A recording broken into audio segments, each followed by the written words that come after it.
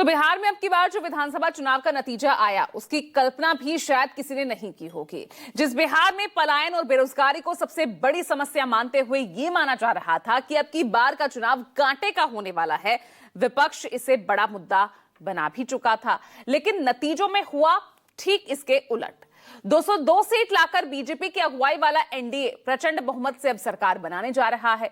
नीतीश कुमार की सरकार बरकरार रह गई यहां पर, और जानते हैं अब आखिर कैसे, इसमें सबसे अहम भूमिका किसकी रही, और इसका जवाब ढूंढने पर पता चलता है आधी आबादी, जिसके लिए चुनाव से ठीक पहले नीतीश सरकार ने 10-10 हजार रुपए खाते में भेजने शुरू कर दिए थे। अब ऐसे में अब कहा तो यह भी जाने लगा कि अगर खाते में नहीं जाते 10,000 तो बदल जाता बिहार।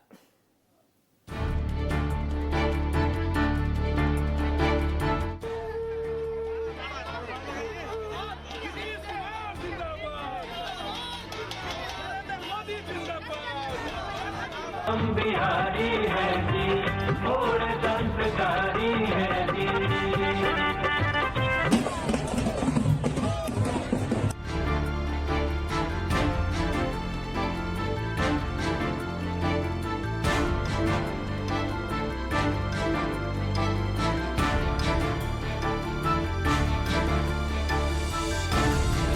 मोदी मोदी मोदी। बिहार की 1,40,00,000 बहनों के खाते में 10-10 हजार रुपये पहुंच चुके हैं। महिलाओं के खाते में पहुंचा 10-10 हजार। एनडीए को बंपर जीत दिला दी अब की बार।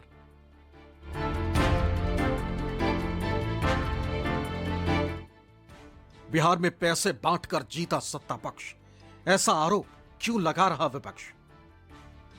ये तो बताया जा सकता है, लेकिन आप 10,000 रुपए कब तक देंगे? कि 20,000 करोड़ रुपया में बिहार की वोट खरीदी जा सकती है। चुनाव के दौरान सीधा कैश ट्रांसफर, आचार संहिता का क्यों नहीं रहा डर?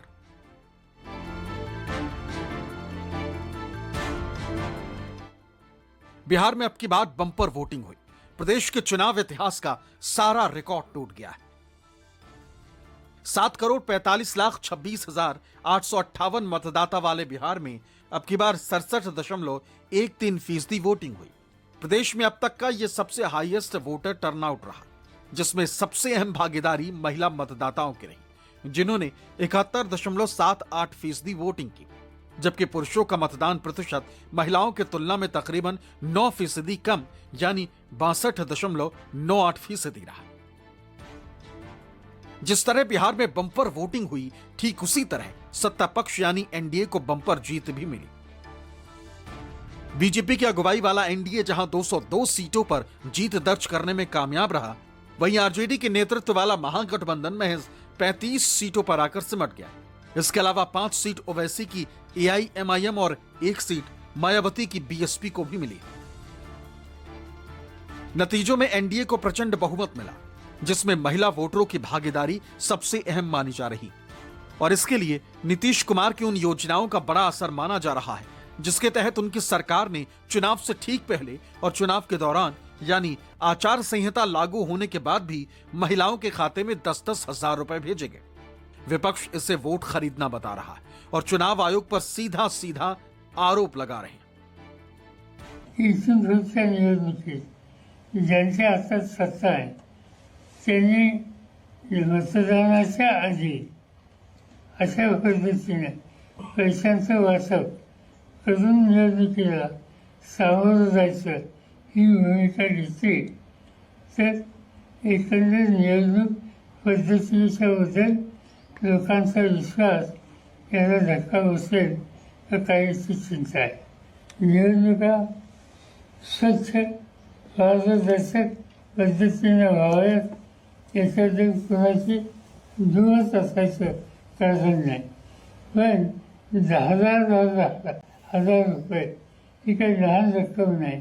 10,000 रुपये बटे वहां पर 1,35,00,000 महिलाओं को 10,000 रुपये गए खाते में चुनाव चलते हुए।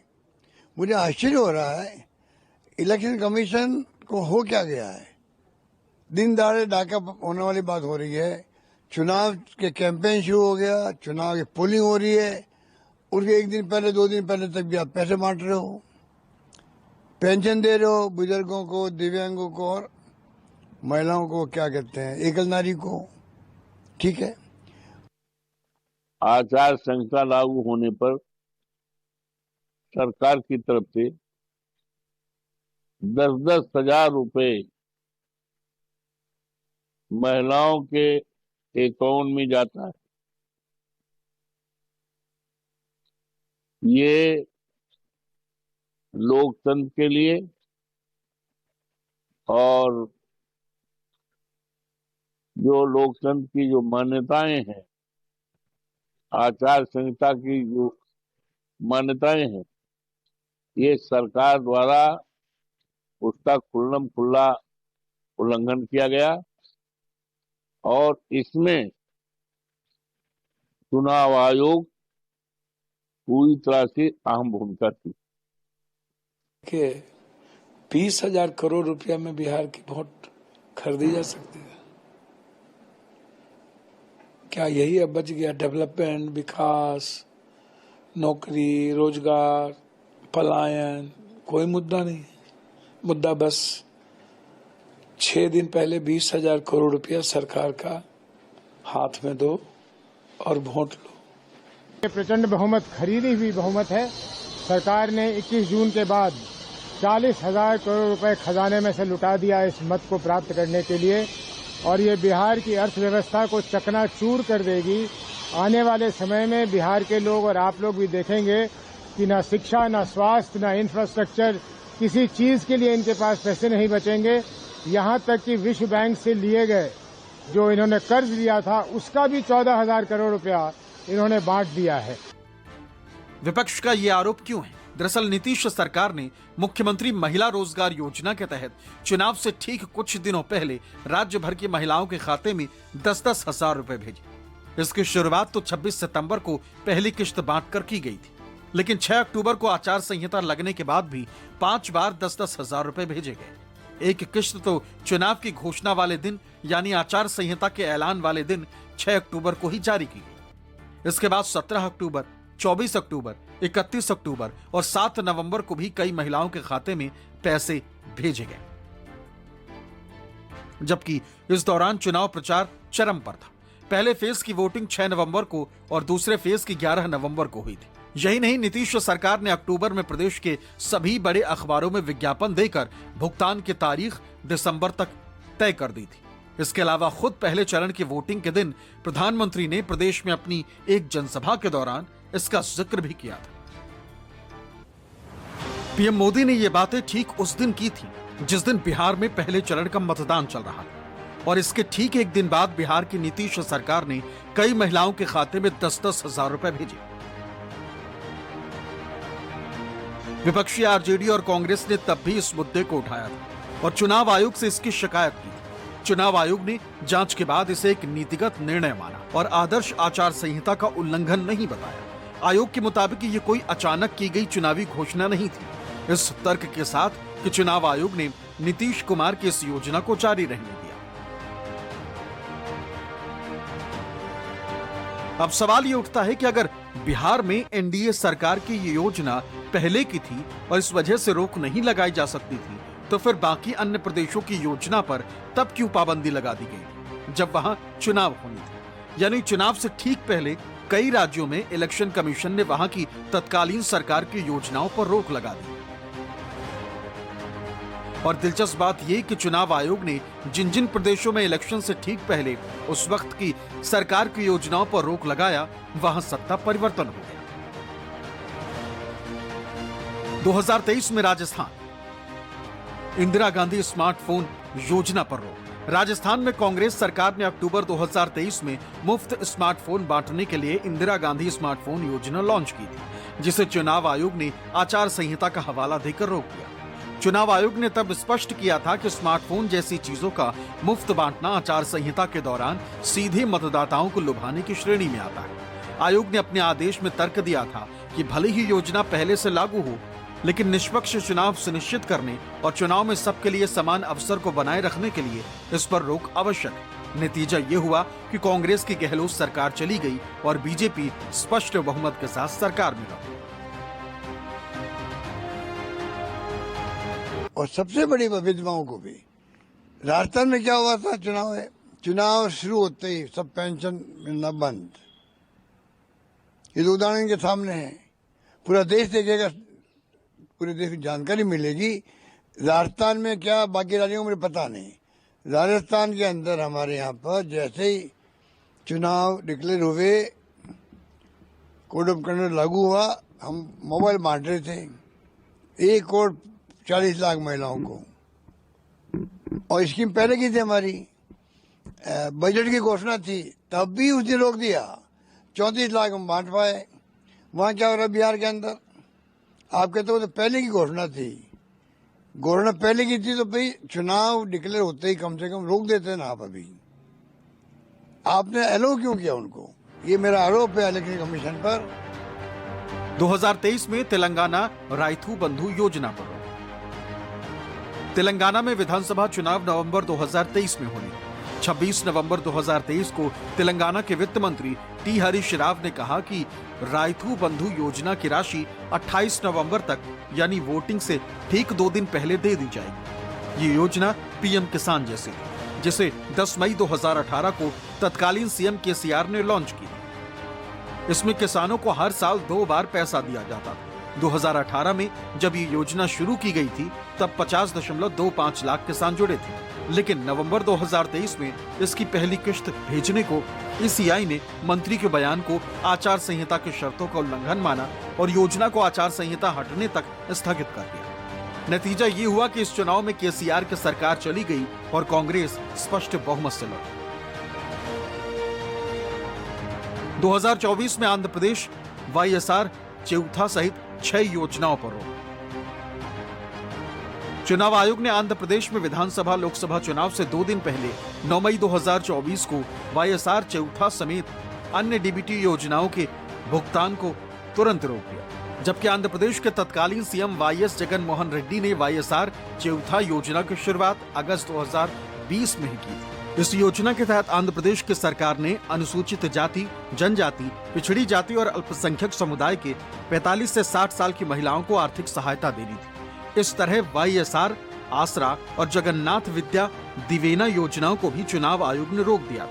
नतीजा ये हुआ कि चुनाव में जगन मोहन रेड्डी की सरकार चली गई और 175 में से चंद्रबाबू नायडू की पार्टी टीडीपी ने 135 सीटें जीतकर बीजेपी के साथ सरकार बनाई। 2019 में उड़ीसा कालिया योजना पर रोक। उड़ीसा की नवीन पटनायक सरकार ने दिसंबर 2018 में कृषक सहायता, आजीविका और आय संवर्धन योजना की शुरुआत की, जिसे 2019 विधानसभा चुनाव के दौरान चुनाव आयोग ने रोक दिया।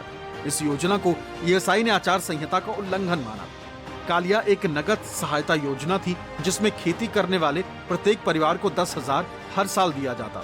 साथ ही 2 लाख रुपए का जीवन बीमा कवर और 57 लाख परिवारों के लिए 2 लाख रुपए का अतिरिक्त व्यक्तिगत दुर्घटना कवरेज शामिल था। हालांकि इस योजना पर रोक से तब पटनायक सरकार पर असर तो नहीं पड़ा। उस चुनाव में पटनायक सरकार बरकरार जरूर रही, लेकिन प्रदेश में बीजेपी जरूर मजबूत हुई।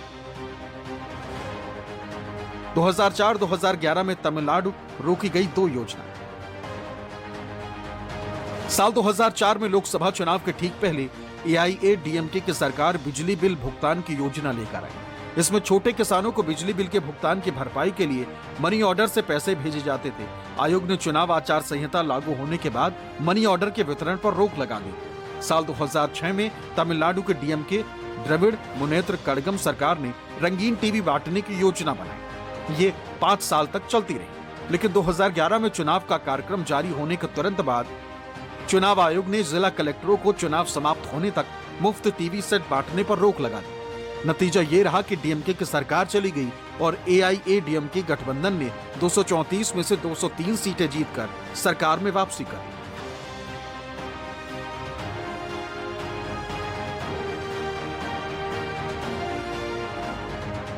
अब सवाल उठता है कि आखिर देश के अलग अलग राज्यों में एक जैसे नियमों के बावजूद भी फैसले अलग अलग क्यों? ये सवाल इसलिए भी उठ रहे हैं क्योंकि कई राज्यों में चुनाव आयोग ने इस तरह की योजनाओं पर चुनाव के दौरान रोक नहीं लगाई। 2024 में झारखंड मैया सम्मान योजना पर रोक नहीं। झारखंड में 2024 के विधानसभा चुनाव से ठीक 4 महीने पहले हेमंत सोरेन सरकार ने मैया सम्मान योजना की शुरुआत की, जिसके तहत 18 से 50 साल तक की महिलाओं को 2500 रुपए हर महीने दिया गया। बीजेपी ने तब आरोप लगाया था कि वोटिंग से एक रात पहले तक सरकार ने चुपके से महिलाओं के अकाउंट में पैसा भेजा। बीजेपी ने इसकी लिखित शिकायत आयोग से की, लेकिन रोक नहीं लगी। नतीजा ये हुआ कि हेमंत सोरेन की सरकार रिपीट हुई। जेएमएम और कांग्रेस के गठबंधन ने 2/3 बहुमत से सरकार बनाई। इसी तरह महाराष्ट्र में भी चुनाव से ठीक 4 महीने पहले शिंदे की अगुवाई वाली एनडीए सरकार ने लाडकी बहन योजना की शुरुआत की, जिसके तहत महिलाओं के खाते में लगातार 4 महीने तक 1500 रुपए भेजे गए।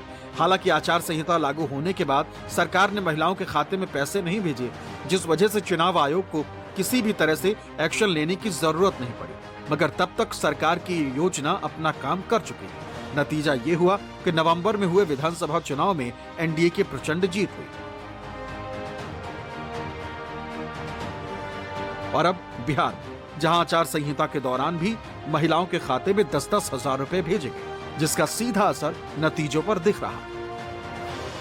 ये ठीक नहीं है कि आप ठीक चुनाव के दौरान आप लोगों को इन्फ्लुएंस करने के लिए आप उनको उनके अकाउंट्स में पैसा जमा करें और उनसे वोट लेने की कोशिश करें, तो ये तो मुनासिब नहीं है।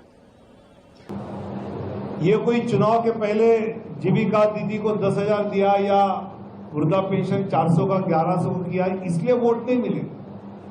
ये पिछले 10 साल से उज्ज्वला योजना है, किसान सम्मान योजना है, प्रधानमंत्री आवास योजना है, ऐसे कई योजना जिसमें जात धर्म न देखते हुए सभी लाभार्थियों को उसके लाभ एनडीए सरकार पहुंचाती रही और आज उसकी